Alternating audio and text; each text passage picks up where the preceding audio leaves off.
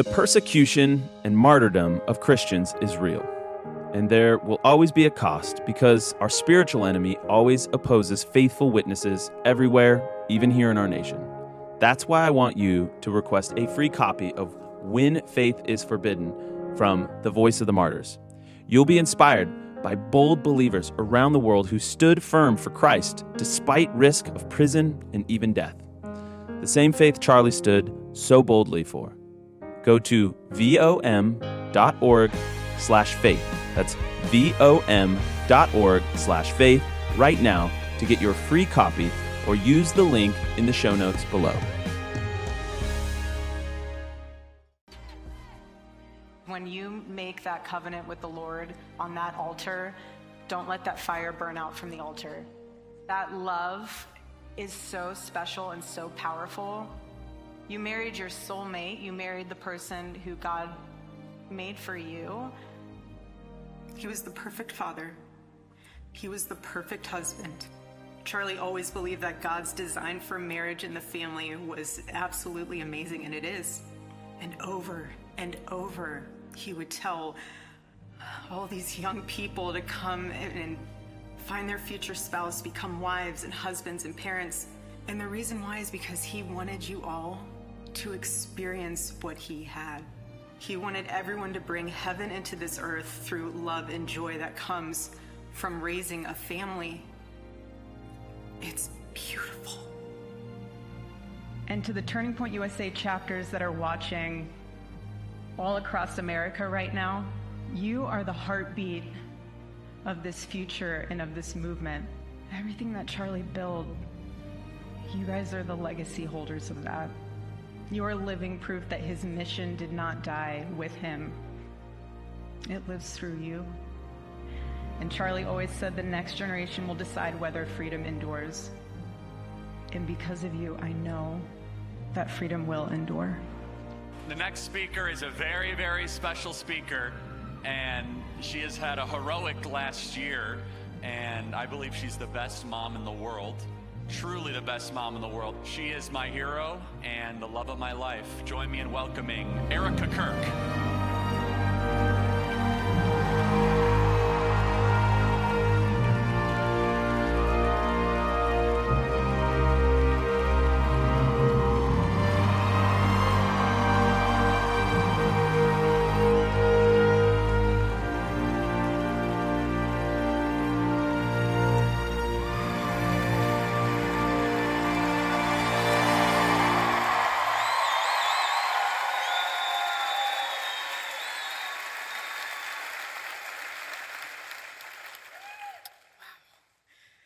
Good evening, Ole Miss. Oh, man.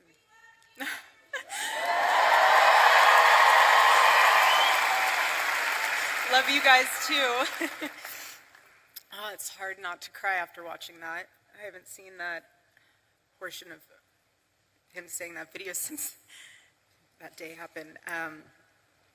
But Charlie, when he came onto campus, he loved to immerse himself in the culture of the campus that he was in.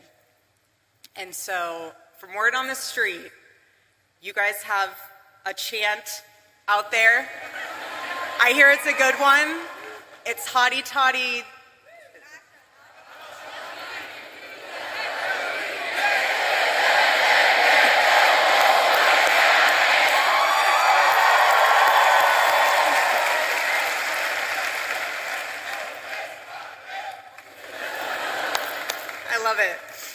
I love it, but it's a tremendous honor and blessing to be on stage today, and this is what Turning Point USA is all about. This is what the future of our country is all about, and I want to thank you all also on a personal level for all of your prayers and all of your support, not only for our family, but for the Turning Point USA family, which includes all of you, especially those that are students, a part of the Turning Point USA chapter at Ole Miss. So I love you guys. Truly, this whole, you guys have no idea how helpful it is to have all of you in my life. because you helped me feel even more deeply connected to my husband. And I thank you for that. I thank all of you for that.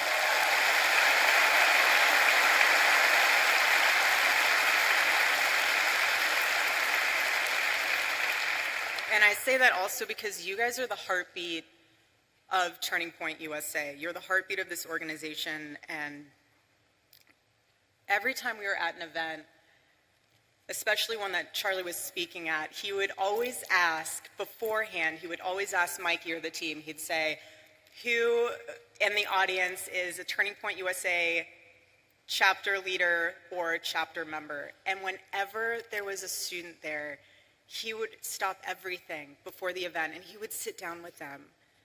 He would ask you what your name is, what you're studying, what is the issues that are going on campus. He would take the time to make sure that you guys knew he was investing into you, into your chapter, into your school, because that was a pulse point for him. And being on campus right now for me is a spiritual reclaiming of territory. And let me explain that, because there is a lot of symbolism in today. It's Wednesday, 7 weeks. And the more that I am coming to grips with the permanency of this nightmare, the more that I'm starting to realize and witness that the enemy, he doesn't want you. He wants your territory. He wants your influence. And when our team asked my dear friend, Vice President J.D. Vance, to speak today, I really prayed on it, because obviously it's a very emotional day. But I could just hear Charlie in my heart.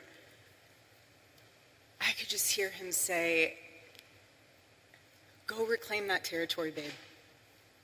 Go. The battle's already won. God's love conquers. And that's why I'm here today. I'm here because this moment, it can either be your breaking point or your wake-up call, essentially your turning point, if you will. And at this moment, every single one of us has a choice to make, whether we stand for freedom or we're just going to fall for everything else. But I want to encourage you, especially the students here, find your voice. You are the courageous generation. That's what you are.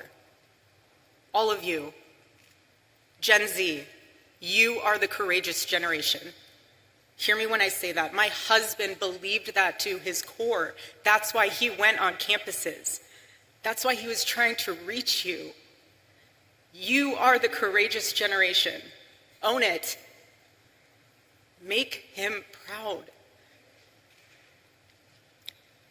And students beyond Ole Miss, if you are pursuing a chapter on your campus, harness this amazing opportunity to advocate for something that you truly believe in. And express it in the most articulate way of what exactly you're advocating for. You're advocating for America, you're advocating for freedom of speech.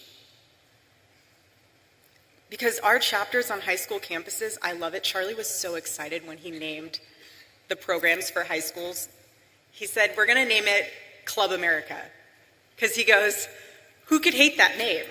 It's the perfect name, Club America. And he loved it. Who could be against it? And I want you to know that if you are trying to start a chapter, I'm with you, we're with you, Charlie's with you. You have an arsenal of Turning Point USA staff members that are with you. But I also, what I've been able to sit back and witness is the leaders that have stepped up to ensure that chapters can happen. For example, I don't know if you guys saw what happened earlier this week with Governor Ron DeSantis, which is amazing. I want to give him a massive shout out, because He said, "We're announcing a partnership with Turning Point USA. We want to make sure that all high schools in Florida, anybody in a high school that wants to start a Club America chapter, will be able to do that. There will be no impediments to that, and certainly no discrimination." That's amazing.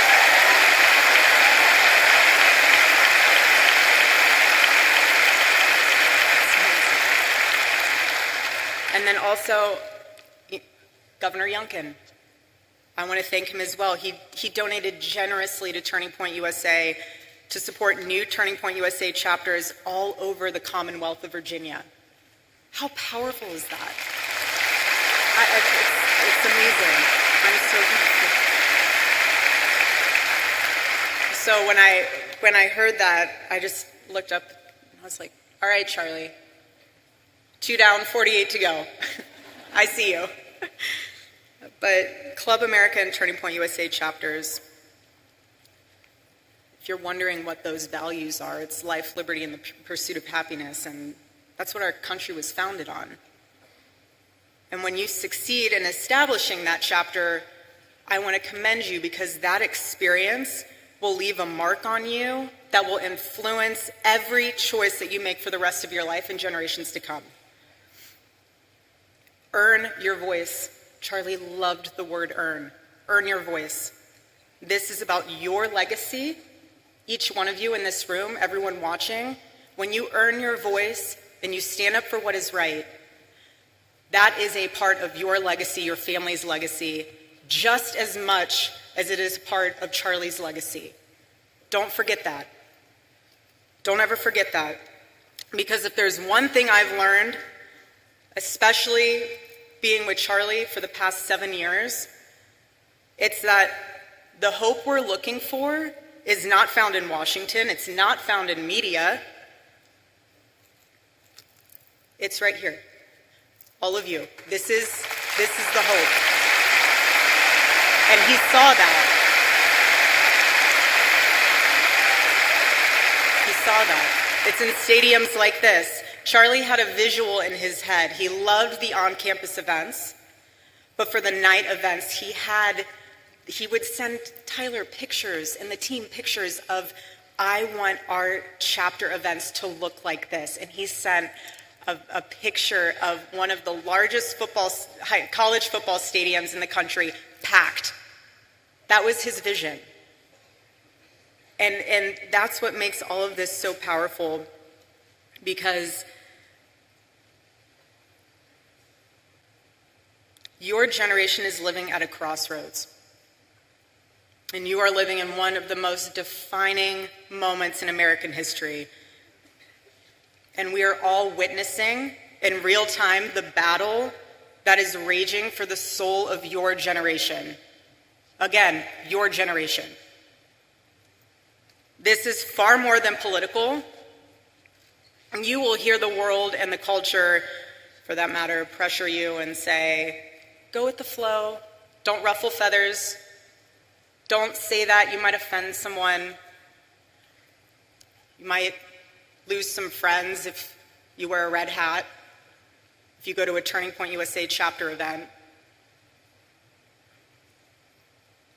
But when I hear that, I need to be so blunt and honest with you now, because before, when I heard it, I said, okay. Now when I hear that, if you're worried about losing a friend, you might. I lost my friend. I lost my best friend.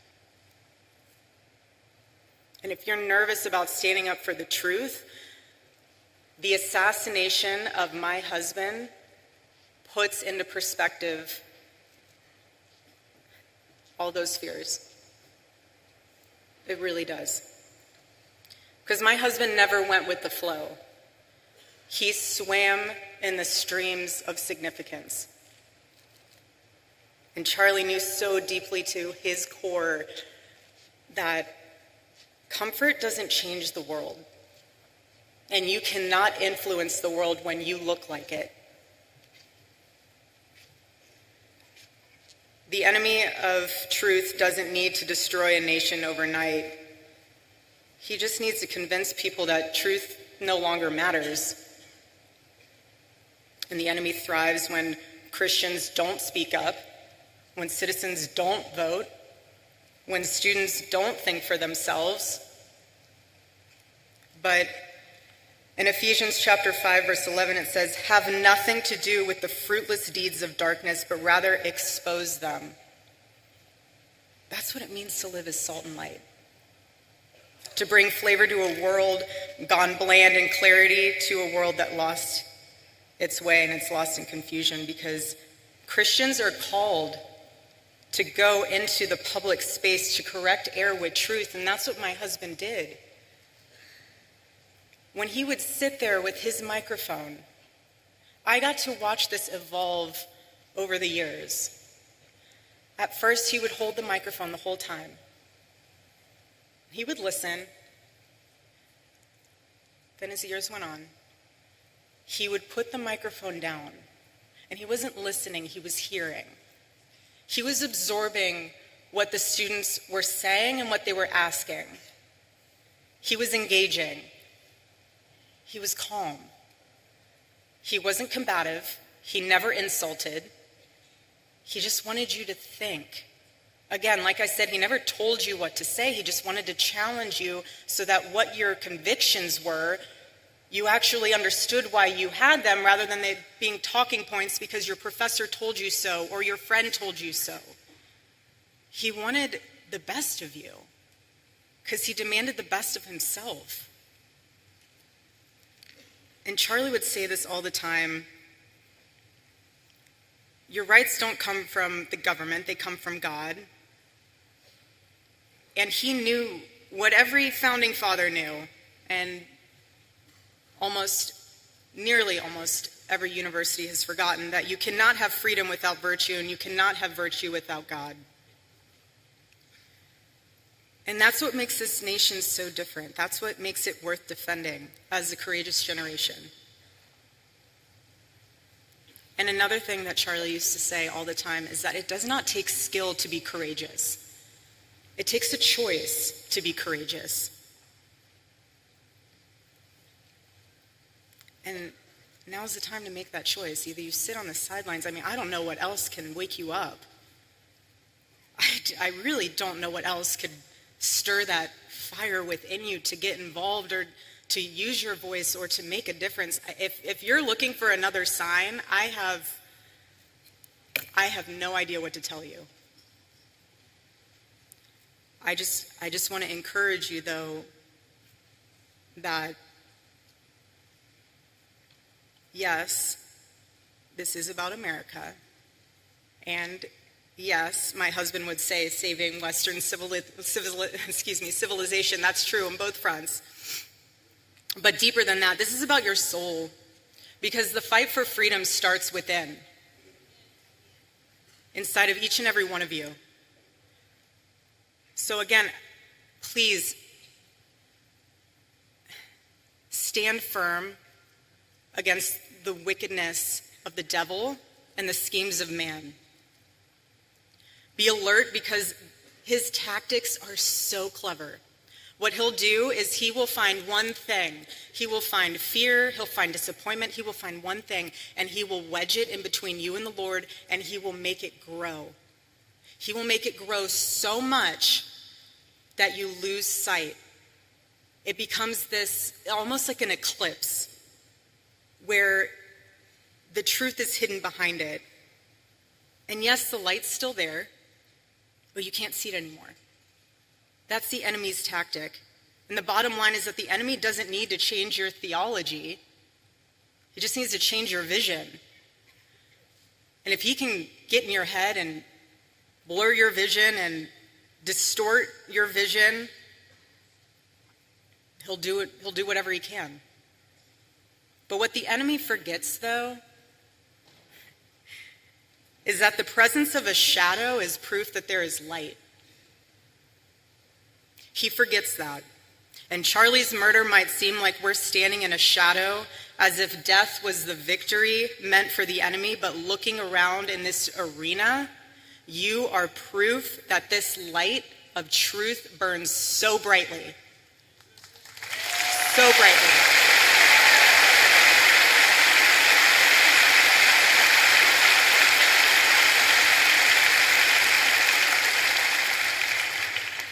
The Lord is calling you to rise. Please hear me when I say that courageously. He is.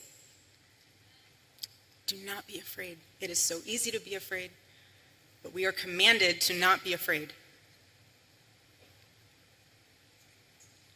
And when you take that stand, it will encourage and inspire someone else to do the same. Whether that is someone in your circle, whether that's a family member, whether that's someone you never even met before because they saw you posting something on social media. You can't change a nation if you're enslaved to fear. And you can't call out corruption if you're still chained to comfort. And you can't stand for truth if you first do not kneel before the Lord.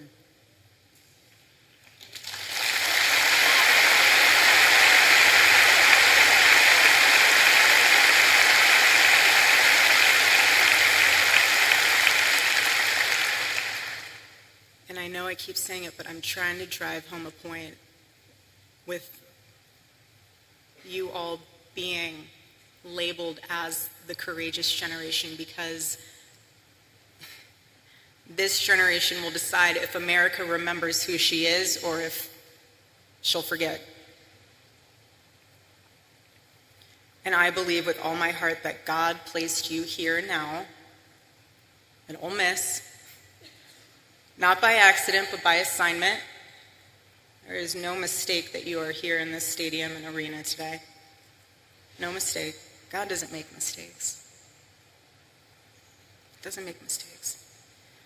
And when being on this campus, I think of 18-year-old Charlie, who would always say, you know, when I started this, I had no money, no connections, and I had no idea what I was doing.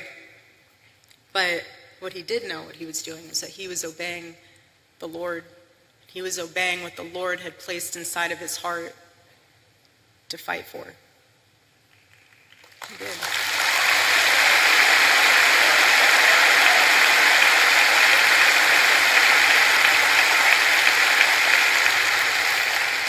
And he persevered. He persevered, and look what he left us.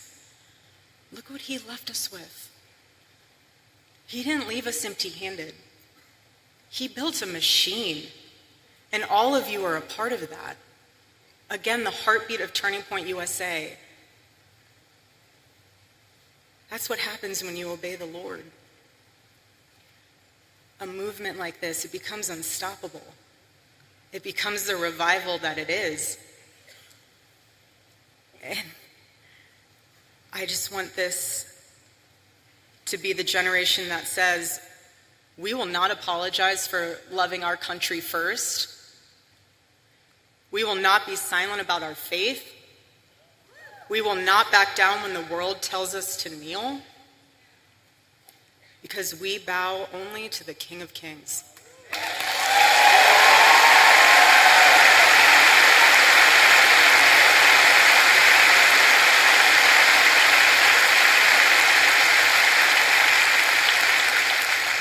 And it's from him that we rise.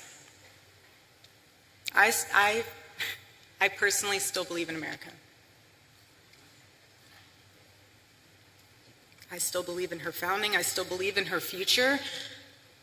I don't care if people think it sounds crazy, but I still believe that our nation can heal.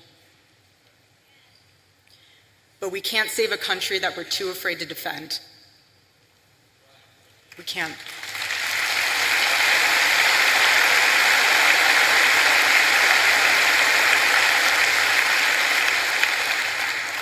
On a more personal note, when we first moved into our home, inside of our bedroom, I had on the side wall, when you walk in, it was above the bookshelves, it says, on two framed pieces of paper, it says, they will be known by the boldness of their faith. And when I hung that, as many women can attest to this, when you hang things, you see them all the time, you just kind of go about your life. And so, being in the position that I am now, it took me a while to even just make it back into our bedroom. I used to sprint from the opening door into the bathroom and sprint out. I was not ready to walk into our bedroom yet. And when I was finally able to sleep in our bed for the first time, I slept on his side of the bed. And I noticed, because he had to sleep a certain way on his side, facing the outside of the bed, because he had a bad back. I'm sure most of you didn't know that, but he had a really bad back. Anyways, so it's also why he wore compression socks too. I know a lot of people are like, why do you wear compression socks? Circulation. Anyways, so he would sleep that direction, and so I found myself sleeping that direction as well. And when I woke up, for the past several nights that I've been able to be in there, I saw that the first thing I'd see is that on the wall, they will be known by the boldness of their faith. And I thought to myself, he saw that every single morning he woke up. I didn't, because I'm on the other side of the bed, so I'm facing the window. But he saw that every single morning. And then I thought to myself, because when I go to the office, I will never sit in his office chair. So there's like a couch on the side when you walk in, and I sit on the couch. And on his desk, flanked between the Bible verse of Micah, chapter 6, verse 3, it all kind of came together for me. So he sees us on the wall, and then he sees on his desk these 3 questions that he would ask himself every single day. And it would be, what is something I can do for someone today? The second one was, what is something I can do to add value to the world today? And the third was, how can I honor God today? Those were the 3 questions combined with the words he saw every single morning. So to me, seeing on his desk, that was him suited up with the armor of the Lord every day. That was his combination. And what I'm realizing with that is those were the action points of how to have courage. Because you can ask me, well, how do I become courageous? Ask yourself those 3 questions every single day. And I promise you, you will get courage. You will. Because what death amplifies even more is that you only get one life. Just one. That's it. It's an eternal life. So that's why you have to live like it matters. But I want to remind you that God has created you for greatness, not for something that's lifeless, just greatness. And the question isn't how long you're going to live. It's what are you going to do with your life and the time that the Lord has blessed you with? What are you going to do with that? That's the question.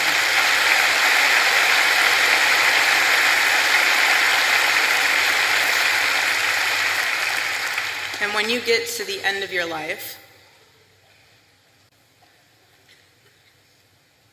will the Lord be proud of what you stood for? Will you be able to say that you ran the race, that you fought the good fight? Or will you realize that you wasted your time that the Lord has blessed you with chasing after things that didn't even matter? Hold that into perspective. And remember, being the courageous generation that you are, stand up for the truth, defend life, Love your family fearlessly. Love your spouse fearlessly.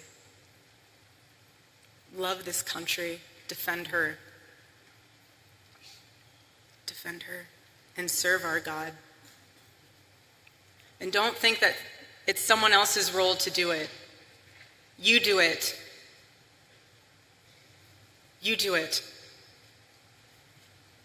Do it for Charlie. Do it for Charlie.